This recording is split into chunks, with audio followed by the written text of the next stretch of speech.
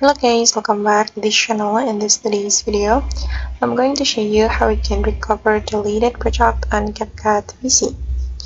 Okay, let's get into it guys. Here I have opened my CapCut PC application, and let's say that I accidentally delete this project from my CapCut.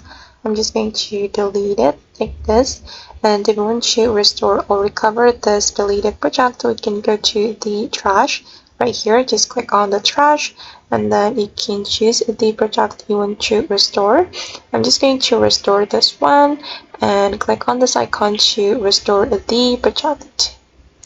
Okay, and now the project has been restored on my CapCut PC, and that's so easy, right? Okay guys, and that's how we can restore deleted project on CapCut PC application. I hope this video will be useful for you. Thank you so much for watching. And if you found this tutorial useful, don't forget to hit the like button, leave your comments, and also subscribe to this channel. See you in the next video.